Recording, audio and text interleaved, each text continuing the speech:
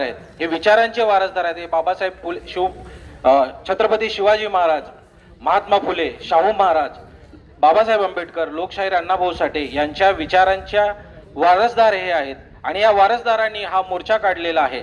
आणि या बाबतीत जर जास्त बोलायचं झालं, आताच आपल्या भाऊंनी सांगितलेलं आहे की कोर्टामध्ये ही न्यायालयीन लढावी लागते आपल्याला. आपण मोर्चा करतो, हजारोच्या संख्येने इथे जमतो, आपल्या मनामध्ये उग्र भावना असतात आणि त्या भावना आपण रस्त्यावर आणतो आणि याला फाशी दिली पाहिजे आणि याला आमच्या ताब्यात द्या, आम्ही याला मारू, आपण याला करतो, अशा प्रकारे आपल्या भावना इथे असतात.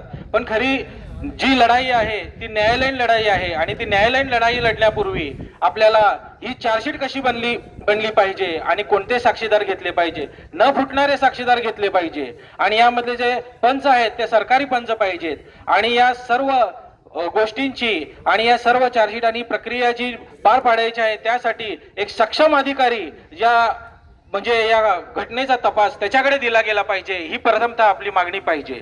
आणि मला बांधवांना यांना सांगायचं आहे, आता आरोपींना अटक झाली आहे असे कळते आणि ज्याच्या लायसन होतं त्याचं पण अटक झालेली आहे असं समजलं गेलेलं आहे. मला एक या ठिकाणी आवर्जून सांगायचं आहे, काही वक्त्यांनी असं म्हणलेलं आहे की ज्यावेळेस दलितांवर अन्याय होतो, दलितांवर अत्याचार होतो त्यावेळेस कोणीही येत नाही. मला याबद्दल 2 ते 3 गोष्टी सांगायच्या आहेत. गेलेल्या या चालू गोष्टी आहेत, एक 2-4 महिने किंवा 6 महिने वर्षभरातल्या या गोष्टी आहेत. कोल्हापुरातील माधुरी नावाची हत्ती ही कोल्हापुरातून तिकडं गुजरातला न्यायला लागले, त्यावेळेस संपूर्ण कोल्हापूर पेटलं, सगळ्या भारतभर या मेसेज गेला आणि सर्वांनी त्या हत्तीचे फोटो आपल्या स्टेटसवर ठेवले. आणि हे आता हत्ती म्हणजे काय असं झालं की स्वतःच्या लेकराला विसरले आणि त्या हत्तीचा फोटो ठेवले, ही हत्ती जाऊ द्यायची नाही. दुसरे कुठलं तर जपान मधलं एक माकड होतं, बारकं माकड, त्याला काय तर त्याच्याबद्दल झालं, ती आईने त्याच्या ढकललं आणि त्याचा फोटो संपूर्ण भारतभर गाजला, संपूर्ण भारतभर त्याचं स्टेटस ठेवलं गेलं, सगळ्या न्यूज मीडियाला, सगळ्या प्रिंट मीडियाला ते दाखवलं गेलं.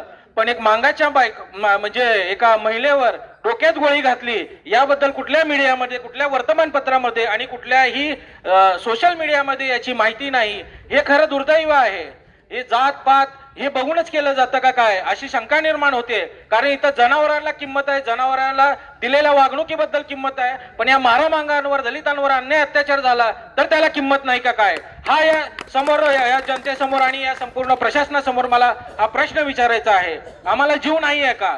आणि ज्यावेळेस केस चालू होईल आणि ज्यावेळेस आपले साक्षीदार होतील त्यावेळेस काही समाजातील दलाल असतील, मी जाहीरपणे सांगतो, काही अशी एक वृत्ती असती किती येते, जाऊ दे आता तुम्हाला पैसे मिळालेत, जाऊ दे आता तुमचं काय होणार आहे, असे जर कोणी या परिवाराकडे येत असेल, मी मोर्चाचे आयोजक काढलेले आहेत त्यांना हे सांगायचं आहे, ज्यावेळेस केस चालू होईल आणि ज्यावेळेस कोणी मिटवण्यासाठी समाजातील कोणतरी नातेवाईक असतील, हे दलाल जर आले, यांना फोडून काढल्याशिवाय आपण तुम्ही इथं स्वस्थ बसायचं नाहीये.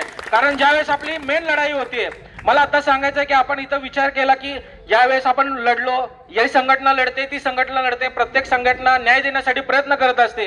परंतु असं करत असताना ज्यावेळेस न्यायालयीन लढाई करण्यात येते त्यावेळेस, ज्यावेळेस केस चालू होते त्यावेळेस हे मिटवण्यासाठी जे षडयंत्र राखलं जातं, काहीतरी पैसे दिले जाते, काहीतरी नोकरीचं आमिष दिलं जातं, अशा पद्धतीने ज्यावेळेस अट्रॉसिटी अंतर्गत असा नवीन कायदाच आहे की त्यामध्ये जर खून झाला, त्यामध्ये जर मर्डर झाला तर त्याच्यामध्ये त्याला सरकारी नोकरी पण त्याला देता येईल आणि त्याचं काय असेल, कुटुंबाला जर मानधन काय असेल ते देण्यात आहे, तो मिळणारच आहे.